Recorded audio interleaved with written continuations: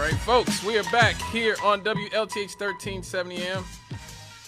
Straight out of the cannon here. It is 6:36 in the PM here on Friday, Freaky Friday. Yes, and it is nice outside. Looks nice outside. It is 6:36 in the PM on May 17th, 2024. Future's here. Future's now. Yes, and in this dystopian future that we're in, finally, after years of denying the inevitable, the mainstream corporate media and a lot of people are finally starting to acknowledge the vaccine injured, including some of these companies. But it is because they have no choice. AstraZeneca has admitted that its COVID vaccine is causing a rare side effects in court documents for the very first time. The pharmaceutical giant is being sued in a class action lawsuit over claims that its vaccines cause death and serious injuries in dozens of cases. They are admitting that it can cause this side effect in an apparent about turn, because for a long time they said that, oh, it's completely safe and completely. They are being sued in a class action lawsuit over claims that its vaccine developed with the University of Oxford has caused death and serious injury in dozens of cases.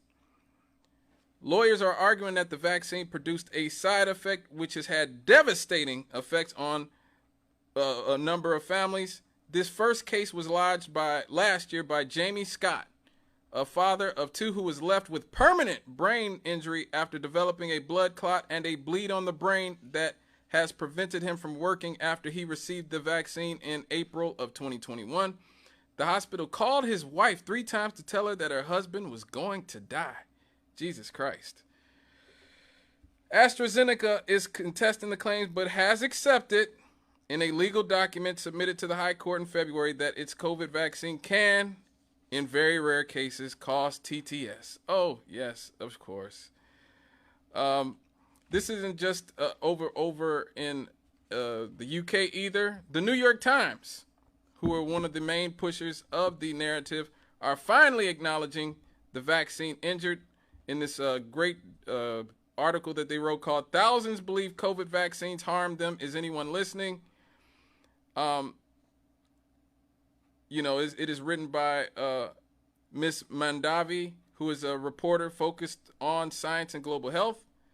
She won a Pulitzer Prize. She's a Pulitzer Prize winner. But basically from the article, they talk about the COVID vaccines given to more than 270 million people here in the United States and nearly 677 million doses.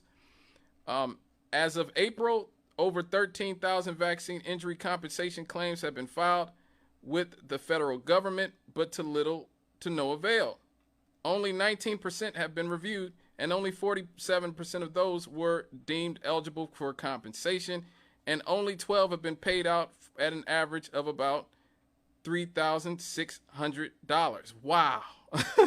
Imagine getting like a blood clot and going blind, or having somebody die only to get a measly $3,600. Some scientists are fearing that patients with real injuries are being denied help and believe that more needs to be done to clarify the possible risks.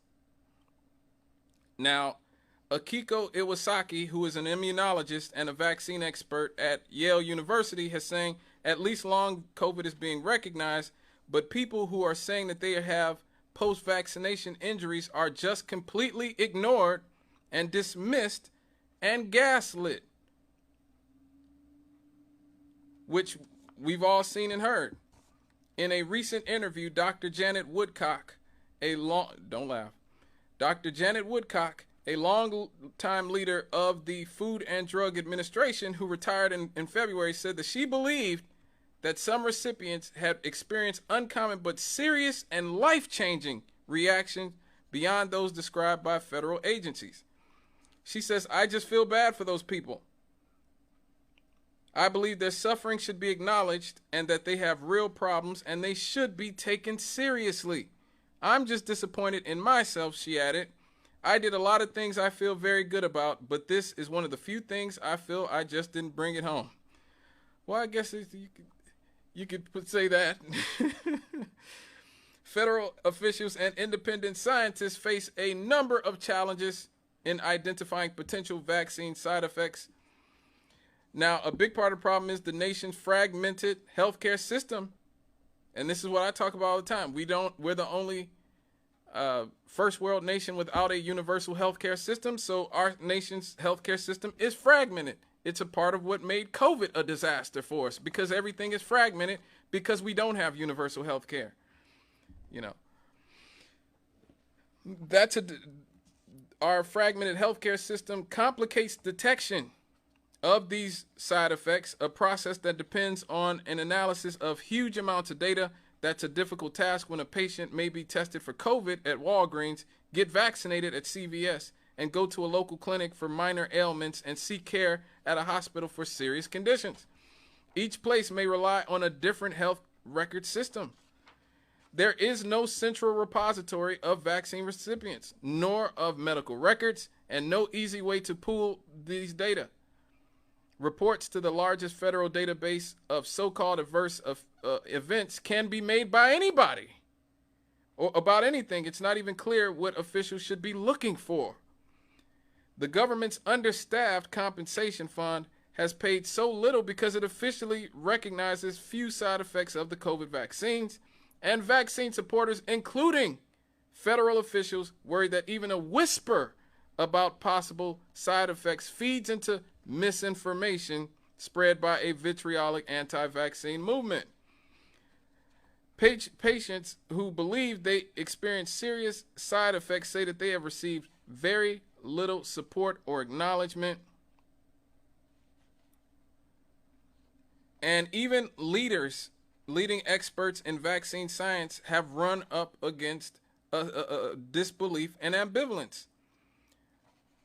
Dr. Gregory Poland, who is the editor-in-chief of the journal called Vaccine, that's the name of his journal, said that a loud whooshing sound in his ears had accompanied every moment since the first shot, but that his entreaties to colleagues at the Centers for Disease Control and Prevention to explore the phenomenon tinnitus had led nowhere. He received polite responses to his many emails, but I just don't get any sense of movement, he said. If they had done studies, those studies should be published, Dr. Poland added. In despair that he might never hear silence again, he has sought solace in meditation and his religious faith. Now, this is a man who was the editor-in-chief of the journal called Vaccine.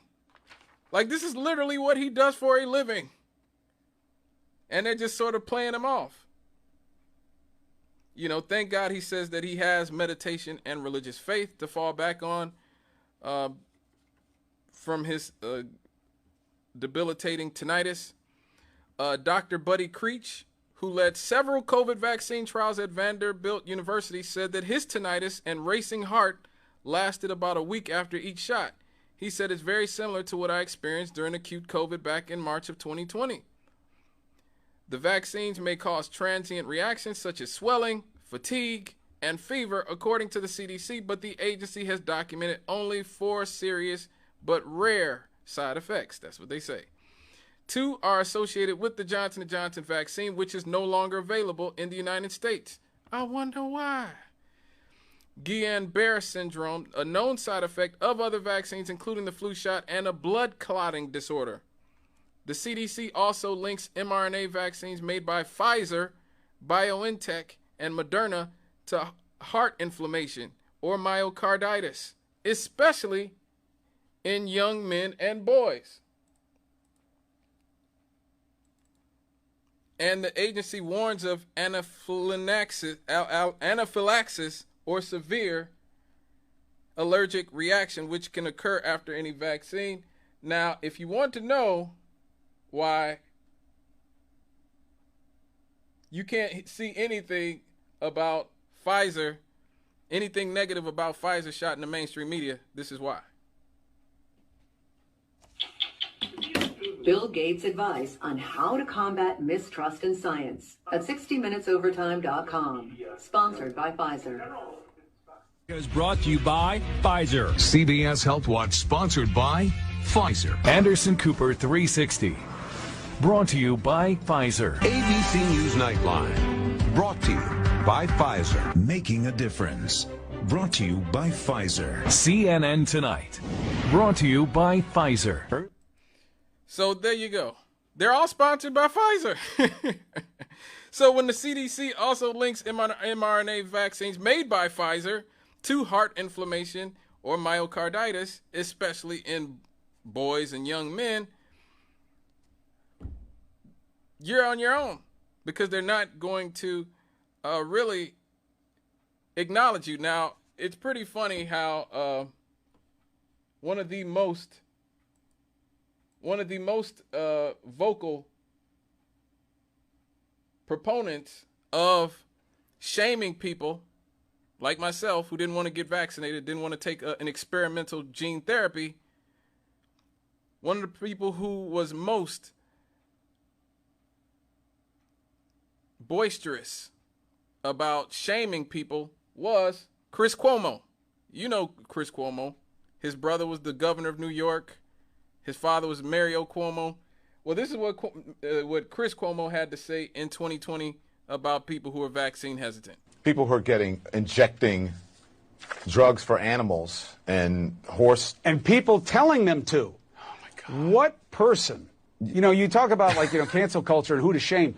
Ivermectin, a dewormer, really? They are shaming themselves. No one has to shame them. They're shaming themselves. No, they need to be shamed. Yeah. They need to be called out and shamed, brother. So that's him talking about ivermectin and people who are vaccine hesitant a few years ago. Now, this is what he has to say. This is what he had to say a few weeks ago. I'll tell you something else that's going to get you a lot of hits.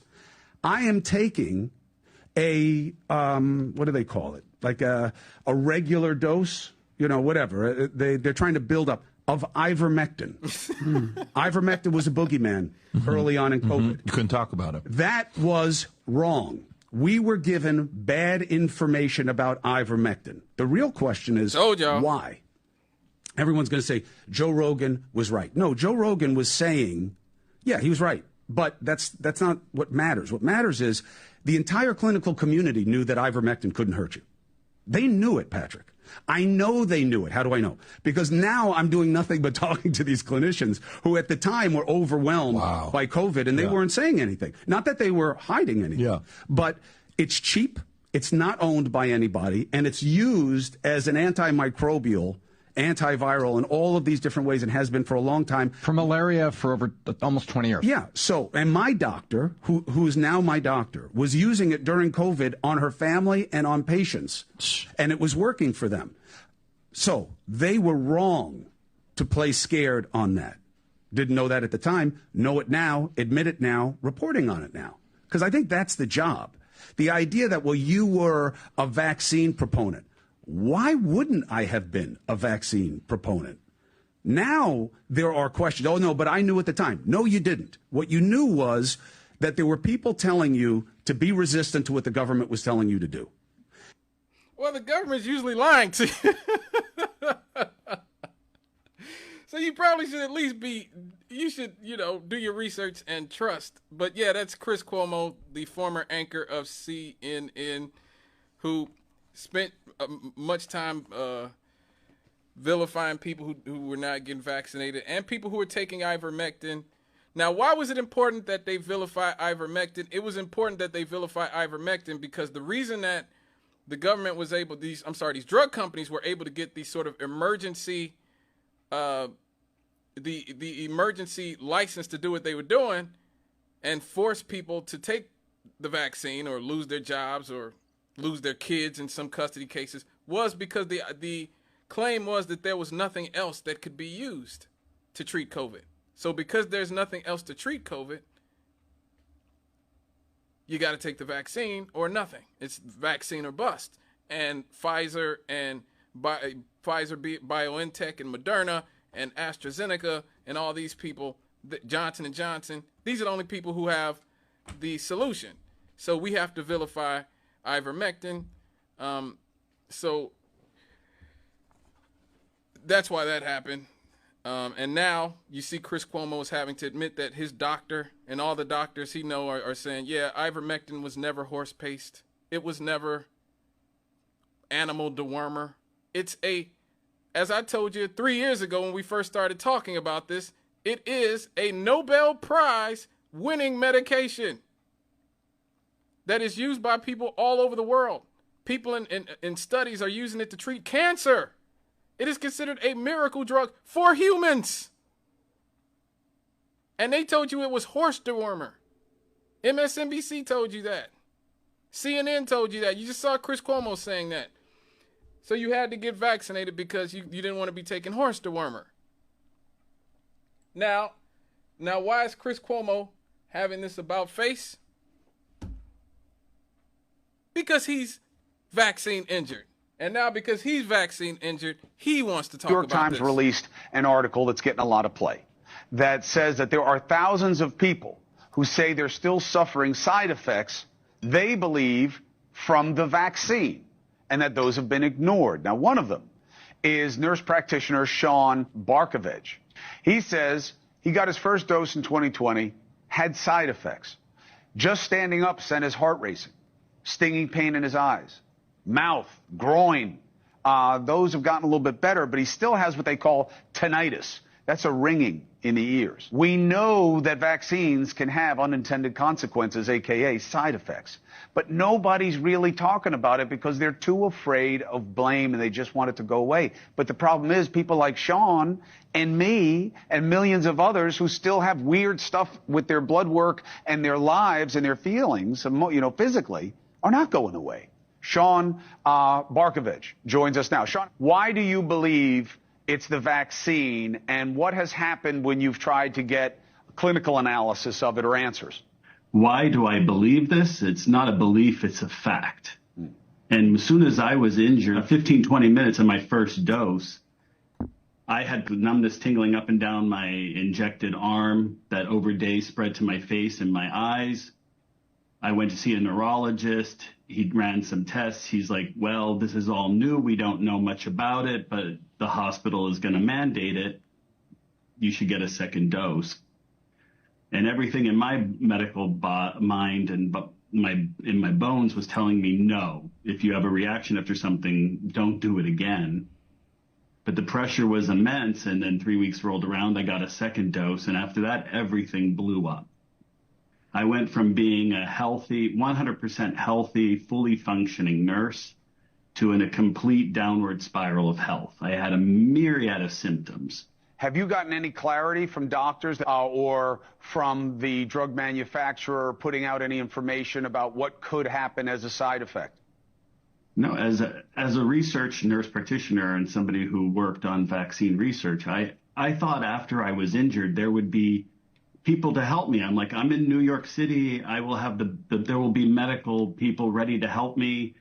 There must be interest to find out what happened or what went wrong with me. I reached out to my political representatives. I reached out to the NIH, the CDC, the FDA. I got no answers. No one wanted to touch it. I got token responses back or no response. And so I went on a mission to research myself and help others. What have you found out, and what do you see in your blood work? So I sent, in the early days when I couldn't get answers here at home in America, I sent my blood over to Germany. And I had help with connecting with German scientists. They were more interested to help me than people here in my own country. And that testing showed I developed several autoantibodies. Some scientists believe are attributed to this POTS, or positional tachycardia that you mentioned, where every time I stand, my heart zooms. So some of my autoantibodies look similar to people with long COVID, and I never had COVID. And that was proven through immunological studies of my blood. They could not find any viral antibodies. I think there's really no incentive to get out in front of this. I mean, nobody's going to get patted on the back for saying, yeah, Sean's right. There's side effects on some of the vaccines or all of the vaccines that we should be talking about and figuring out how to treat. And there is long COVID and there's lots. Nobody wants to say that because it's all political now. Right. And we're caught in the crosshairs of the politics. I thought all my pro-vaccine colleagues would, that championed me on would be there to lift me up and help me. And in fact, they're the ones who turned around, dismissed, denied, and tried to censor and bury me.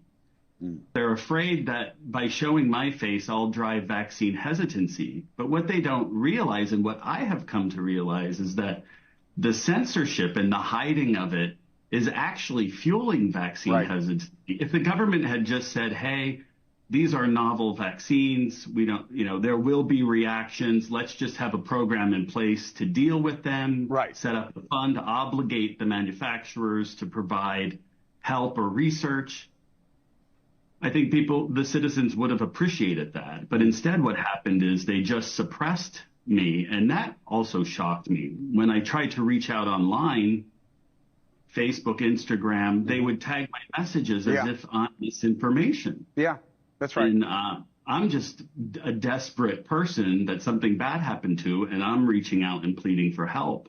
Well, let me tell you something, Sean. I can't help you because I'm no clinician. I'm sick myself. But I'm working with people who are working on this. So I'll make sure that we're in touch right after the show.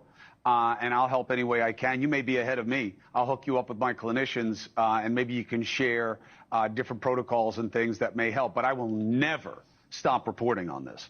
And all I'm doing is just beating the drum of you need to have a 9/11 style commission to figure out what worked and what didn't and what questions need to be answered, because it's not over. So not only are we not set up for the next pandemic, and there will be one, but we're not treating people, millions of people who still have problems from the last one. Sean, thank you very much for sharing your story. I'll be in touch.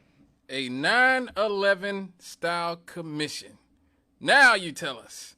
That is Chris Cuomo from Newsnation, formerly of CNN, talking about his experience being vaccine injured and talking to a nurse who is vaccine injured.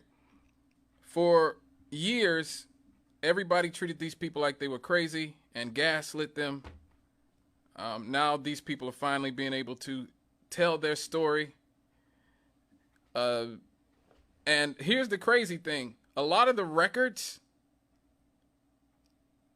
the government have ordered that all the records of the trials and stuff be hidden for 75 years. So most of us, well, I'll probably be dead. Okay, 75 years from now. Yeah, I mean, unless people are living like Methuselah, I'll probably be dead. Most of you will probably be dead as well, 75 years. So we won't know the full truth of everything that went on for 75 years. The government ordered the records sealed for 75 years. But the light at the end of the tunnel is in other countries. Some countries that have centralized healthcare systems, officials have actively sought out reports of the serious side effects of COVID vaccines and reached conclusions that the U.S. health authorities could not. In Hong Kong, the government analyzed centralized medical reports of patients after vaccination and paid people to come forward with their problems.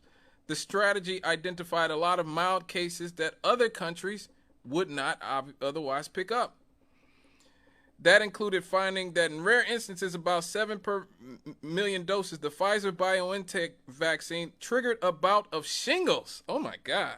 Serious enough to require hospitalization. The European Medicines Agency has linked the Pfizer and Moderna vaccines to facial paralysis, tingling sensations, and numbness. The European Medicines Agency also counts tinnitus as a side effect of the Johnson & Johnson vaccine, although American health agencies do not. There are more than 17,000 reports of tinnitus following COVID vaccination in VAERS. An analysis of health records from 2.6 million people in the United States found that about 1,000 were diagnosed with tinnitus within 3 weeks of their first mRNA shot. In March, researchers in Australia published a study linking tinnitus and vertigo to the vaccines. The FDA is monitoring reports of tinnitus, but at this time, the available evidence does not suggest a causal associated with the COVID-19 vaccines. Again, the FDA owned and controlled by the drug companies, actually funded by the drug companies. Despite surveillance efforts, the U.S. officials were not the first to identify a significant COVID vaccine side effect, myocarditis in young people receiving mRNA vaccines. It was the Israelis, who I told you guys about years ago when I was covering this story about how 90% of Israelis were vaccinated, and yet they were still having huge outbreaks of COVID all over the place. That's how we knew that the vaccine never stopped transmission, because Israelis kept catching it. And their hospitals and intensive care units were full of people who had been vaccinated. But in this case, it was the Israeli authorities who first raised the alarm in April 2021. Officials in the United States said at the time they had not seen the link. Of course. When you're owned by Pfizer and Johnson & Johnson, it pays to not see the link. On May 22nd, 2021, news broke that the CDC was investigating a relative few cases of myocarditis. By June 23rd, that number of myocarditis reports in VAERS had risen to more than 1,200, a hint that it is important to tell doctors and patients what to look for. Later analysis later showed that the risk of myocarditis and pericarditis, a related condition, is highest after a second dose of an mRNA COVID vaccine in adolescent males aged 12 to 17 years. The federal government has long run the National Vaccine Injury Compensation Program, designed to compensate people who suffer injuries after vaccination. Established more than 3 decades ago, the program sets no limit to the amounts awarded to people found to have been harmed. But, and here's the but, because there's always a but, COVID vaccines are not covered by that fund because Congress has not made them subject to the excise tax that pays for it. Darn it. Instead, claims regarding COVID vaccines go to the Countermeasures Injury Compensation Program. Intended for public health emergencies, this program has narrow criteria to pay out and sets a limit at $50,000. With stringent standards of proof. It requires applicants to prove within a year of the injury that it was the direct result of getting the COVID vaccine based on compelling, reliable, valid medical and scientific evidence. See, now this program only had 4 staff members at the beginning of the pandemic and now still only has 35 million. Now this is a vaccine that was given to 270 million Americans, and they only have 35 people evaluating the claims. Still, it has reviewed only a fraction of the 13,000 claims filed and has paid out only a dozen. Oh, God. This is as they say, a cluster F in some spaces. It's only going to get worse from here on out, folks. More and more people are going to wake up to the fact that they were lied to, that they were groomed, that they were intimidated, blackmailed, blackballed into getting something that was not fully tested, that was not fully regulated. And there's not going to be a lot of you are going to be able to do about it because those records are sealed for the next 75 years. And as you see, the bodies who are supposed to deal with this, most of them are very understaffed and underfunded. So, hate to be you. All right, folks. Thank you for listening. When we come back, happy happies. We'll be right back after these.